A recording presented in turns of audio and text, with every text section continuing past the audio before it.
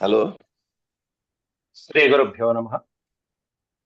వ్యాస విరచిత శ్రీమన్ మహాభాగవతంలో దశమ స్కందంలో నేడు మనం 10వ అధ్యాయంలో నలకూబర మణిగ్రీవులకు నారదుడు శాపాన్ని ఇచ్చేటువంటి ముందు ఎన్ని రకాలైనటువంటి ఆలోచనలు చేసుకుని తర్కించుకుని వీళ్ళకి ఎటువంటి శాపం ఇస్తే బాగుంటుంది అని సరి అయినటువంటి శాపాన్ని విధించాడో ఆ విషయాలని నేడు మనం ప్రస్తావించుకోబోతున్నాము. ముందుగా దైవస్మరణ చేసుకుని నేటి ప్రవచనాన్ని ప్రారంభిద్దాం. ఓం శుక్లాంబరధరం విష్ణుం శశివర్ణం చతుర్భుజం ప్రసన్నవదనం ధ్యాయేత్ సర్వవిఘ్నోపశాంతయే. వ్యాసం వసిష్ఠనప్తారం శక్తేః పౌత్రమకల్మషం పరాశరాత్మజం వందే సుఖతాతం తపోనిధిం. వ్యాసాయ విష్ణురూపాయ వ్యాసరూపాయ విష్ణవే నమో వై బ్రహ్మనిధయే వాసిష్ఠాయ నమో నమః. నారాయణం నమస్కృత్య నరం చైవ నరోత్తమం దేవీం సరస్వతీం వ్యాసం తతో జయముదీరయేత్. హరి ఓం. నిన్నటి రోజున నలకూబర మణగ్రీవులిద్దరూ కూడా మహేశ్వరుని యొక్క అనుచరులైనప్పటికీ కూడా యవ్వన గర్భంతోనూ ధన మదంతోనూ అధికార మదంతోనూ ఏ విధంగా కన్ను మిన్ను కానకుండా మందాకిని జలాలలో అపవిత్రం చేస్తూ అపవిత్రమైనటువంటి కార్యక్రమాలకి ఒడిగట్టారో నిన్నటి పాఠంలో మనం చెప్పుకున్నాం. దానికి పర్యవసానం నేడు అనుభవించబోతున్నారు. ముఖ్యంగా వారు జలక్రీడలు ఆడారు, సరే బానే ఉంది. దేవర్షి నారదులు లాంటి వారు ఆ ప్రదేశంలోకి వస్తే వారిని ఏ విధంగా గౌరవించాలి, ఏ విధంగా సన్మానించాలి, ఏ విధంగా పూజించాలో వాళ్ళ మత్తులో దాన్ని గ్రహించలేకపోయారు. నారదుల వారిని చూడగానే వెంటనే ఆ జలకాలు ఆడుతున్నటువంటి స్త్రీలు కొంతమంది వివస్త్రలేనటువంటి వాళ్ళు వెంటనే వారి వస్త్రాలను ధరించారు శాప భయం.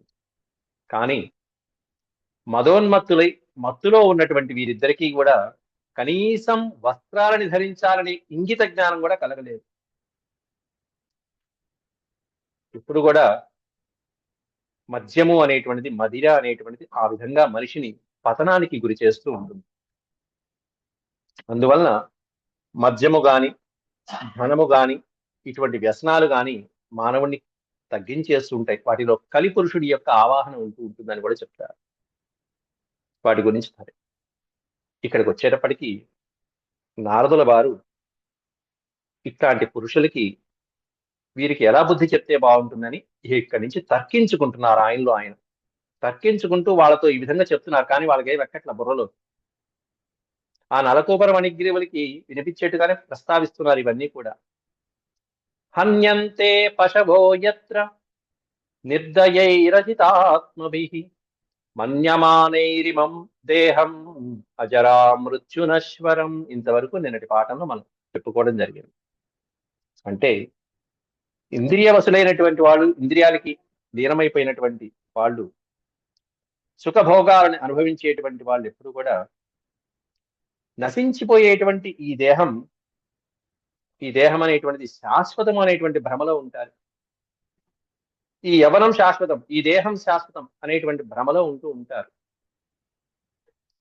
అట్లాంటి వాళ్ళు క్రమక్రమంగా మోహంలోనూ మదంలోనూ గర్వంలోకి దిగి అహంకార పూరితులై వారి విచక్షణ కోల్పోయి చివరికి ఇతర ప్రాణుల్ని కూడా పశవోహన్యంతే హింసిస్తూ ఉంటారు, బాధ పెడుతూ ఉంటారు అని ఆలోచించుకుంటూ వెళ్తున్నాడు నారదుడు ఒక్కొక్కటి. అంతేకాకుండా ఇట్లాంటి దుర్మార్గులు ఎవరైతే ఉంటారో వాళ్ళకి ఎప్పుడైనా సరే నరకం తప్పదు అని చెప్పి తర్వాత శ్లోకంలో దేవర్షి నారదుడే చెప్తున్నాడు.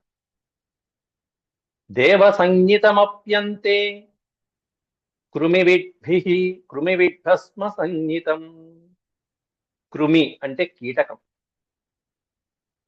అంటే క్రిమి కీటకాదులు పశుపక్షాదులకి ఈ దేహం అనేటువంటిది చివరికి ఆహారం అయిపోతూ ఉంటుంది. కృమి విభస్మ సంగీతం భూతధృక్ తత్కృతే స్వార్థం కిం వేద నిరయో యతః దేవ సంగీతమప్యంతే కృమి విభస్మ సంగీతం భూతధృక్ తత్కృతే స్వార్థం కిం వేద నిరయో యతః. అంటే నేను మహారాజుని కదా, నేను మహారాజుని, నేను నరపతిని అనేటువంటిది. అంతేకాకుండా వీళ్ళు దివ్యాంశ సంభూతులైనటువంటి వాడు, దేవతలు, యక్షులు మొదలైనటువంటి వాళ్ళకు కూడా దేహ అభిమానం అనేటువంటిది ఉంటుంది.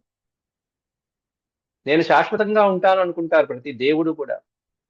నిన్న మనం చెప్పుకున్నాం, ఎట్లాంటి వారికైనా సరే చివరికి గంధర్వులైనా దేవతలైనా సరే ప్రళయం వచ్చినా సరే యుగాంతం వచ్చినా సరే వారికి నాశనం తప్పదు. ఒకసారి స్వామిలో లయమైపోయి తర్వాత మళ్ళీ జన్మించవలసిందే, ఉద్భవించవలసిందే ఎవరైనా సరే, ఎట్లాంటి వారికైనా తప్పదు. అట్లా గర్వించేటువంటి వాళ్ళకి చివరికి మరణించిన తర్వాత, ఆ అవతారం అయిపోయిన తర్వాత ఆ దేహం అనేటువంటిది ఇక పశువులకి, పురుగులకి, మట్టిలో కలిసిపోయి చివరికి వాటికి ఆహారం అయిపోతూ ఉంటుంది ఈ దేహం అనేటువంటిది. అంటే క్రిమి కీటకాదుల పాలైపోతూ ఉంటుంది.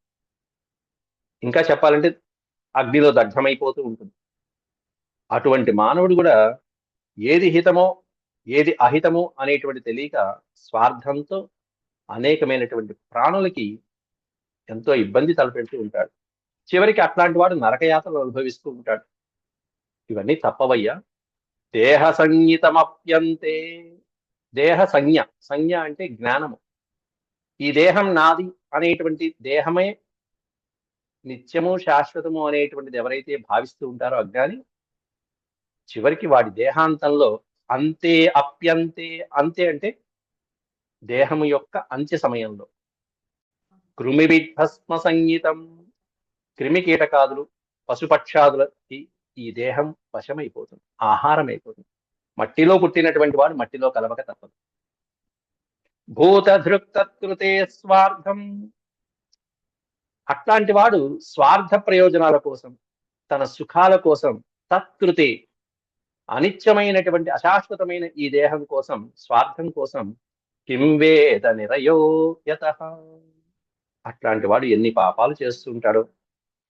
అహిత హితాలు అనేవి తెలియక, యుక్తాయుక్తాలు అనేటువంటి విచక్షణా జ్ఞానం తెలియక అజ్ఞానంలో పడిపోయి ప్రాణులకి ద్రోహాన్ని తలపెడుతూ ఉంటాడు కదా, అది తెలుసుకోలేకపోతున్నాడు అని చెప్పి, అసలు ఈ దేహం అనేటువంటిది ఎవరిది అంటూ ప్రశ్నించుకుంటూ వాళ్ళని ప్రశ్నిస్తున్నాడు. ఈ దేహం ఎవరిదనుకుంటున్నారు నాయన మీరిద్దరు కూడా అంటే, మనకి శంకరాచార్య వారి భజగోవింద స్తోత్రంలో ఇట్లాంటి వైరాగ్యభరితమైనటువంటి శ్లోకాలు దొరుకుతాయి. మళ్ళీ ఇదిగో భాగవతంలో ఇక్కడ కూడా ఇస్తున్నారు. ఈ దేహం ఎవరిది? దేహ కిం మన్నదాతు స్వహ స్వం నిషేక్తుర్మాతురేవ చ మాతు పితుర్వా బలినః క్రేతురగ్నే సునోపి వా. ఈ దేహం ఎవరిది? వీర్యాన్ని పంచిన తండ్రిదా? స్వం నిషేక్తుర్మాతురేవ చ, నిన్ను గర్భంలో ధరించి నవమాసాలు మోసినటువంటి తల్లిదా ఈ దేహం? పితుర్వా మాతుర్వా, తల్లిదండ్రులదా లేకపోతే ముత్తాతలదా, తాతలదా? బలినః, బలినః అంటే ఆహారం, బలి అంటే ఆహారం. బలిచ్చాము అంటే ఆహారం పెట్టడం. అక్కడ ఆ బలులు రకరకాల బలులు ఉంటాయి, దేవతా బలి, భూత బలి, అట్లాంటివి. బలి అంటే ఆహారం. అంటే నీ పోషణకి, నీ ఉద్యోగానికి, నీ కుటుంబ పోషణకి ఏ యజమానైతే ఆధారంగా నిలుస్తారో అట్లాంటి వాళ్ళు బలినః అంటారు. అంటే నీకు ఉద్యోగం ఇచ్చి నీ కుటుంబ పోషణకి ఎవరైతే ఆధారంగా నిలిచారో వాళ్ళు కుటుంబ ఆధారమైనటువంటి. క్రేతు అగ్ని, క్రేతురగ్ని అనే పదంలో రెండు పదాలు ఉన్నాయి. క్రేతు అంటే కొనేవాడు. అంటే నువ్వు ఇట్లా ఉపయోగపడుతున్నావా, నాకు ఈ పని చేసి పెట్టని చెప్పి ఒక పని కింద, అమ్మకం కింద. క్రేత అంటే కొనేవాడు, విక్రేత అంటే అమ్మేవాడు. అలాగే అగ్ని, చివరికి ఈ దేహం అంతా నశించిన తర్వాత దగ్ధమయ్యే సమయంలో అగ్నిదేవుడు ఈ దేహానికి కారకుడా లేకపోతే లేకపోతే శునోవాపి పశువుల పక్షుల దేహం త్యజించిన తర్వాత ఈ దేహాన్ని పీక్కు తినేటువంటి గద్దలు, రాబందులు, కుక్కలు మొదలైనటువంటివా? ఈ దేహం ఎవరికి సంబంధించింది?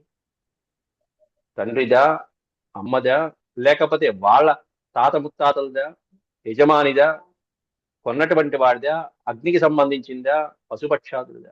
ఎవరిది ఈ దేహం అని మీరు భావిస్తున్నారో చెప్పండి నాయన అన్నట్టుగా నారదుడు నలకోపరమణి గ్రీవుని ప్రశ్నిస్తున్నాడు ఇక్కడ. ఎవరిది ఈ దేహం అనేటువంటి దాన్నే చక్కగా చెప్పారు.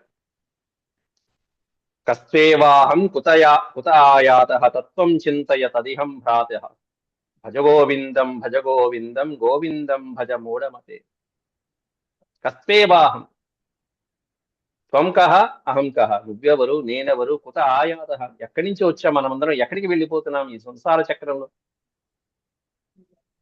తత్వం చింతయ తదిహం భ్రాతః, సోదరులారా తత్వం విచారించండి నాయన, ఇది విచారించండి. ఎవరు నువ్వు, ఎవరు నేను, ఎక్కడి నుంచి వెళ్తున్నాను. కస్వేకాంత కాతే పుత్ర అంటూ భజగోవింద స్తోత్రాల్లో శంకరాచార్య వారు అత్యద్భుతమైనటువంటి అద్వైత సిద్ధాంతాన్ని ప్రతిపాదించినటువంటి స్తోత్రాలు అవన్నీ కూడా భజగోవింద స్తోత్రాలు. కాబట్టి ఈ దేహ వ్యామోహాన్ని మనం నశించుకోవాలి. అదంత సులభము కాదు, సులభం కూడా కాదు. ఇవన్నీ కూడా ఎందుకంటే ఇక్కడ తండ్రికి సంబంధించింది కూడా అవుతుందా దేహం అనేటువంటి చెప్తున్నారు. ఎందుకంటే మనం పుట్టడానికి, జన్మించడానికి కారణం వాళ్లే కదా. కారణం వాళ్ళైనంత మాత్రాన ఈ బాధ్యత వాళ్ళది అవుతుందా? రక్షణ బాధ్యత మాత్రమే తండ్రిది. తండ్రి సంతానోత్పత్తి కలిగించిన తర్వాత తండ్రికి 3 బాధ్యతలు ఉంటాయి. మీరందరూ వయోవృద్ధులు, జ్ఞానవృద్ధులు, మీరందరూ ఆ స్థాయి దాటిన వాళ్ళే కాబట్టి మీకు చెప్పక్కర్లేదు. ఎందుకంటే తండ్రి అనేటువంటి రఘువంశంలో కాళిదాసు చెప్తాడు, సంతానానికి వినయము నేర్పించడము, రక్షించడము, భరించడము, పోషించడము అనే 4 రకాలైనటువంటి బాధ్యతలు ఎవరైతే నిర్వర్తిస్తారో వాళ్ళు తండ్రి అవుతారని చెప్పి ఒక డెఫినిషన్ ఇచ్చాడు కాళిదాసు రఘువంశంలో. ప్రజానాం వినయాధానా రక్షణాత్ హరణాదపి సపితా పితరస్తాసాం కేవలం జన్మహేతవః అన్నాడు. ప్రజలకి, ప్రజానాం, ప్రజ అంటే సంతానము అని సంస్కృతంలో అర్థం. ప్రజ అంటే ప్రజలకి వినయాన్ని నేర్పించాలట. అంటే మన సంతానానికి మొట్టమొదట పిల్లలు పుట్టిన దగ్గర నుంచి మనం ఏం నేర్పించాలంటే మన సంస్కృతి, మన సంస్కారము, వినయ విధేయతలు నేర్పించాలి మొట్టమొదట. అది తండ్రి యొక్క బాధ్యత. తండ్రి యొక్క రెండో బాధ్యత ఏమిటి అంటే వినయాధానాత్ రక్షణాత్, రెండోది రక్షించడం. ఎటువంటి ఆపద వచ్చినా సరే నేనున్నా నాన్న, నీకేం పర్వాలా అనే రక్షణ ఉండాలి. నిర్భయంగా అన్ని చక్కగా నేర్పిస్తూ వినయక్రమంతో వినయాన్ని అడ్డుపెట్టుకుని, వినయం అంటే ఇంకేం లేదు, ధర్మమే. ధర్మాన్ని ఆలంబనగా చేసుకుని వినయక్రమంతో ఆ పిల్లవాడికి రక్షణ కవచంగా అన్నీ నేర్పిస్తూ ఉండాలి, తెలియచేస్తూ ఉండాలి. వినయాధానాత్ రక్షణాత్, మూడోది భరణం, నాలుగోది పోషణం. వాడిని పోషిస్తూ ఉండాలి, భరిస్తూ ఉండాలి. ఎన్నేళ్ళైనా సరే వాడిని జాగ్రత్తగా భరిస్తూ ఉండాలి, పోషిస్తూ ఉండాలి. అన్నపానాదులు, వసతులు మొదలైనటువంటివన్నీ కల్పించి, ముఖ్యమైనటువంటి వసతులు కల్పించి వాడిని భరిస్తూ ఉండాలి, పోషిస్తూ ఉండాలి. ఇది తండ్రి యొక్క బాధ్యతలు. అట్లాగే ప్రధానమైనటువంటి ఈ తండ్రి గాని, తల్లి గాని, ఇదిగో లేకపోతే ఉద్యోగాన్ని ఇచ్చినటువంటి వాళ్ళు, వీళ్ళందరూ ఎవరైనా మన దేహానికి అధికారులా చెప్పునాయన ఎవ్వరు కాదు. అంటే దేహం అనేటువంటి అశాశ్వతమైనది అనేటువంటి విధంగా ప్రతిపాదిస్తున్నాడు నారదుల వారు ఇక్కడ. ఏవం సాధారణం దేహం అవ్యక్త ప్రభవాప్యయం కో విద్వాన్ ఆత్మసాత్కృత్వా హంతి జంతూన్ ఋతే సతః, హంతి జంతూన్ ఋతే సతః. ప్రకృతి నుంచి వచ్చింది ఈ దేహం అనేటువంటి, పంచభూతాత్మకమైనటువంటిది ఈ దేహం అనేది. చివరికి మట్టిలోనే కలిసిపోతుంది, మళ్ళీ చివరికి ప్రకృతిలోనే కలిసిపోతుంది. అట్లాంటిది ఈ దేహం. దానికోసం మూర్ఖులైనటువంటి వాళ్ళు ఏం చేస్తూ ఉంటారు, పక్క వాళ్ళని హింసిస్తూ ఉంటారు, తను అధికార దుర్వినియోగం చేసుకుంటూ ఉంటాడు, అహంకారం ప్రదర్శిస్తూ ఉంటాడు. ఇది మూర్ఖుల లక్షణం. బుద్ధి ఉన్నటువంటి వాడు, వివేకం ఉన్నవాడు, జ్ఞాని అయినటువంటి వాడు ఎప్పుడు అలా ప్రవర్తించడు. ఆ విషయాన్ని ఇక్కడ నారదుడు చెప్తున్నాడు. ఏవం సాధారణం దేహం అవ్యక్త ప్రభవాప్యయం. అవ్యక్తము అనే పదం ఉంది చూసారా అండి? అవ్యక్తం అంటే ప్రకృతి, అక్కడ వ్యక్తము కానటువంటి అవ్యక్త ప్రభవాపి. ఆ పరమాత్ముడి యొక్క మాయా చేత ఆ ప్రకృతిలోంచి పంచభూతాత్మకమైనటువంటి ప్రాణులన్నీ ఉద్భవించాయి. దేనివల్ల అంటే అవ్యక్తుడైన పరమాత్ముడి యొక్క మాయ చేత. ప్రభవాపి, ప్రభవము అంటే జన్మించుట. ప్రభవా అపి అయం. ఈ దేహములు, ఈ ప్రాణులు అందరూ కూడా ఆ పరమాత్ముడి యొక్క దివ్యమాయ చేత ఉద్భవించినప్పటికీ, దేహధారులైనప్పటికీ కూడా ఏవం సాధారణం, ఇదంతా సాధారణం, సహజంగా జరిగిపోతూ ఉంటుంది. ఒక సైక్లింగ్ సిస్టమ్ లాగా జరిగిపోతూ ఉంటుంది, ప్రకృతి ధర్మం ఇది. ఏవం సాధారణం దేహం అవ్యక్త ప్రభవాప్యయం కో విద్వాన్ ఆత్మసాత్కృత్వా. ఓ విద్వాన్, విద్వాన్ అంటే తెలుసుకోవాలి. ఆత్మసాత్కృత్వా, ఆత్మసాత్కృత్వా. ఆత్మసాత్ అంటే ఆత్మ జ్ఞానాన్ని పొందినటువంటి వాడు ఎప్పుడు కూడా విద్వాన్, విద్వాంసులైనటువంటి వాడు ఎప్పుడు కూడా నహంతి. ఎవరు సంహరిస్తారు, ఎవరు హింస పెడతారు పక్క ప్రాణిని? మరొక ప్రాణిని హింసించరు ఎప్పుడు కూడా. హింసించడం అంటే ఇక్కడ నలకూబరులు కూడా నారదుడిని ఏమీ హింసించలేదు కదా. కానీ ఎందుకు చెప్తున్నాడు ఇదంతా? హింసించారా లేదా ఇంకా చెప్పాలా? మనోవాక్కాయములు ఈ మూడిటి ద్వారా పక్కవాడికి అపకారం కలిగించారు అంటే తప్పే. ఇది దోషమా కాదా అనడానికి పూర్వమే పై శ్లోకాలు మీరు వెతికితే ఎవరెవరికి నమస్కరించాలనేటువంటివన్నీ ఒక విధి విధానాలుగా వచ్చేస్తాయి. పెద్దవాళ్ళకి ముందుగా నమస్కరించాలి, వచ్చినటువంటి వాళ్ళని పూజించాలి, అతిథి సత్కారం చేయాలి. కో విద్వాన్ ఆత్మసాత్కృత్వా హంతి జంతూన్ ఋతే అసతః అన్నాడు. ఈ ఋతే అసతః అనే పదం చాలా ముఖ్యమైన పదం. సత్ అంటే మంచి, సత్పురుషుడు అంట. కానీ ఇక్కడ సత్ కాదు, అసతః ఋతే అంటే అజ్ఞాని అయినటువంటి వాడు తప్ప, ఒక వెధవ తప్ప. ఋతి అంటే తప్ప, అజ్ఞాని తప్ప. జంతువున్ హంతి, మిగతా ప్రాణులకి అపకారం ఎవడు కల్పిస్తాడు? బుద్ధి ఉన్నటువంటి వాడు ఎవడైనా కల్పిస్తాడా? ఎవరూ హాని కలిగించడు. ఈ దేహం అశాశ్వతమైనది. ఇది ప్రకృతిలో ఒక నియమము. మట్టిలో పుట్టాం, మట్టిలో కలిసిపోతాం అనే విజ్ఞానంతో ఉన్నటువంటి జ్ఞానులు ఎప్పుడు కూడా ఇతరులని హింసించరు. మనసులో ప్రశాంతంగా ఉంటారు. పక్క వాళ్ళు ఎప్పుడూ మనసులో కూడా వాళ్ళు పక్క వాళ్ళకి కీడు సంకల్పించరు. మనకి మంచి జరగాలంటే ఈ ఒక్క సూత్రాన్ని పాటిస్తే చాలండి. ఈ ఒక్క సూత్రాన్ని, మనకి ఎప్పుడు కూడా అపకారం అనేది, కీడు అనేది మనకి, మన కుటుంబానికి జరగదు. ఏమిటంటే అంటే మనసులో కూడా మనం ఇతరులకి హాని తలపెట్టకూడదు, ఆలోచించకూడదు అంతే. మనసులో కూడా అలాంటి వాళ్ళకి ఎప్పుడూ అపకారం జరగదు. ఇంతకు మించిన సూత్రం ఇంకోటి లేదు. కో విద్వాన్ ఆత్మసాత్కృత్వా హంతి జంతూన్ ఋతే అసతః. రుస్తే అసతః, ఇది విడ తీసుకుంటే జాగ్రత్తగా చూసుకోవాలి. ఎందుకంటే ఇక్కడ విద్వాంసుడైనటువంటి వాడిని చెప్పారు, ఇక్కడ ఏమైనా అసత్ అనే పదం ప్రయోగించి అజ్ఞానిని, మూర్ఖుడి గురించి చెప్పారు. ఆ తర్వాత అసతః శ్రీమదాంధస్య దారిద్ర్యం పరమం జనం ఆత్మౌపమ్యేన భూతాని దరిద్ర పరమీక్షతే. అత్యద్భుతమైనటువంటి శ్లోకం. దరిద్రుని గురించి ఒక 2-3 శ్లోకాలలో చెప్తున్నాడు. ఈ డబ్బు ఉన్నటువంటి వాళ్ళకంటే దరిద్రుడు ఎన్నో రకాలుగా ఒక రకంగా తపస్సుని సాధించేటువంటి దగ్గర దశలో ఉంటాడట. అది ఎలాగో చెప్తున్నారు ఇక్కడ. ధనవంతులైనటువంటి వాడు, మదంతో ఉండేటువంటి వాడి కంటే దారిద్ర్యం అనేటువంటిది కొన్ని రకాలుగా, చాలా రకాలుగా ఉపయోగపడుతుంది. అయ్యో డబ్బు లేదే, నేను ఇబ్బంది పడుతున్నానే, అలా సుఖాలు అనుభవించట్లేదని చాలా మంది బాధపడుతూ ఉంటారు. కానీ ఒక రకంగా వాళ్ళు ఒక రకమైన సాధనలో ఉంటారట. అది చెప్తున్నాడు ఇక్కడ ఈ 3 శ్లోకాలలో నారదుడు. చూడండి. అసతః శ్రీమదాంధస్య దారిద్ర్యం పరమం జనం ఆత్మౌపమ్యేన భూతాని దరిద్ర పరమీక్షతే. దరిద్ర పరమీక్షతే. ఎందుకంటే ధనం మదంతో ఉండేటువంటి వాడికి ఎప్పుడు కూడా కనువిప్పు అనేటువంటిది కలుగుట కష్టం. కానీ దారిద్ర్యం ఉన్నటువంటి వాడు చూసారా, ధనం లేదు, ధనం లేనటువంటి వాడికి ఇక ధన గర్వము అనేటువంటిది ఉండదు. దారిద్ర్యంలో ఉన్నటువంటి వాడికి ఇంకా ధన గర్వం అనేటువంటిది ఉండదే ఉండదు.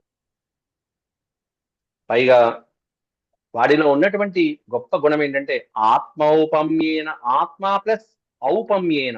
ఔపమ్యం అంటే సమానంగా చూస్తాం, ఇతర ప్రాణుల్ని తనతో సమానంగా చూస్తాడట.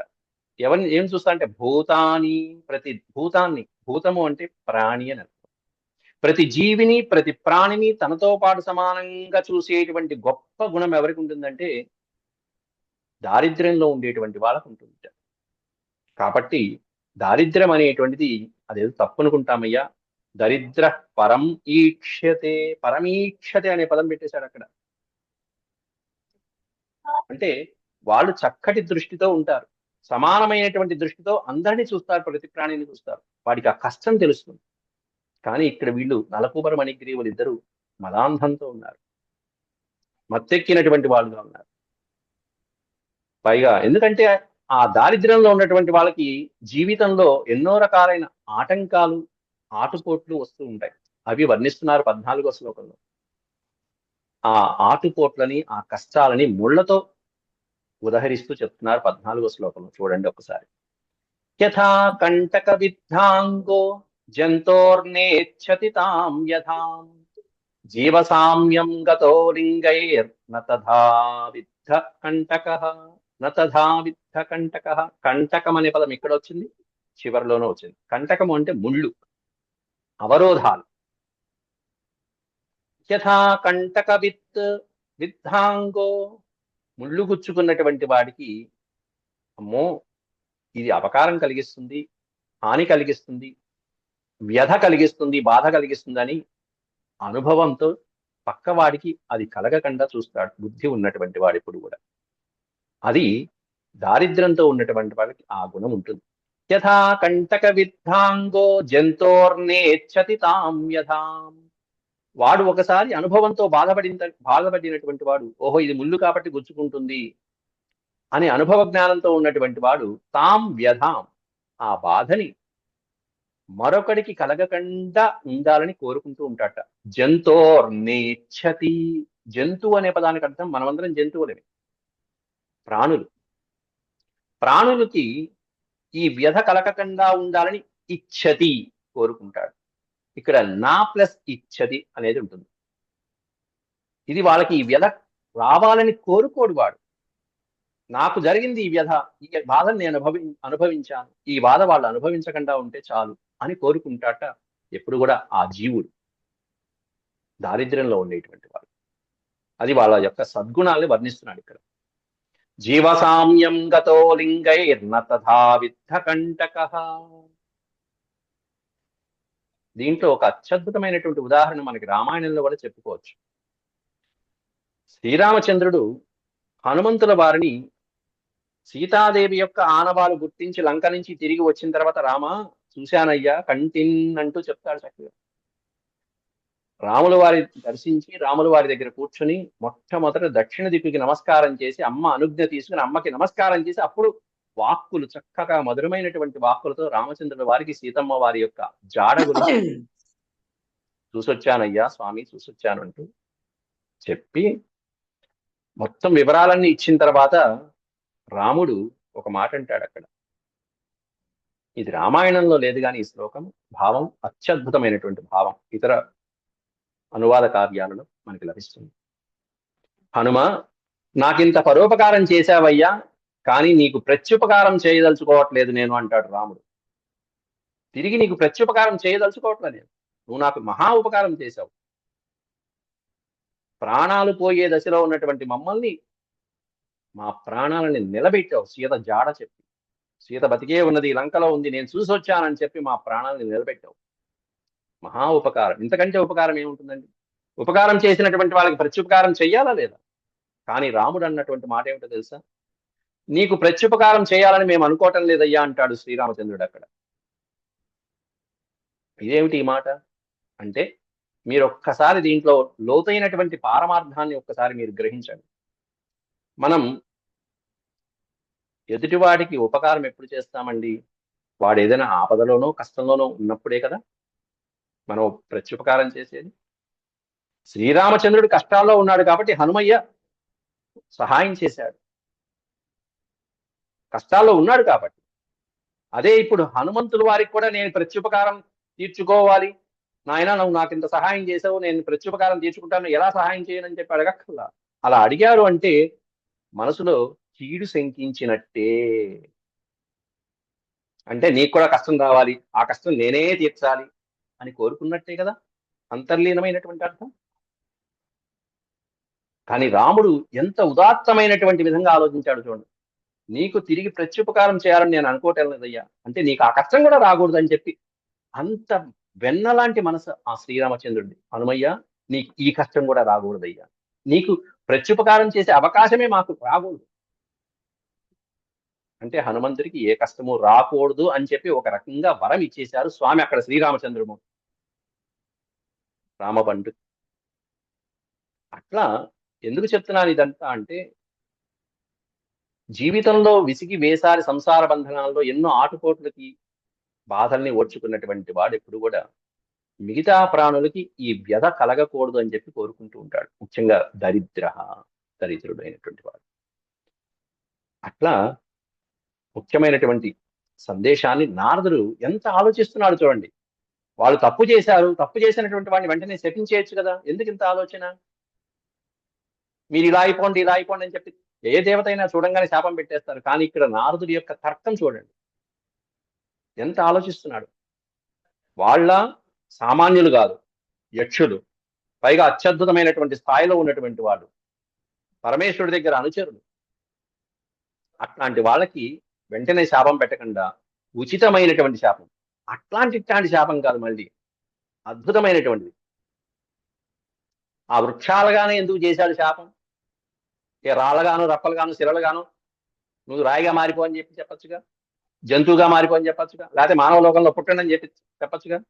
అసలు ఈ శాపం ఎవరన్నా పూర్వం ఇచ్చారా? చెట్లలాగా మారిపోమని ఎవ్వరికి ఇవ్వాల, నారదుడు మాత్రమే ఇచ్చాడు. ఎందుకు ఇచ్చాడు ఆలోచించండి రేపటిదాకా.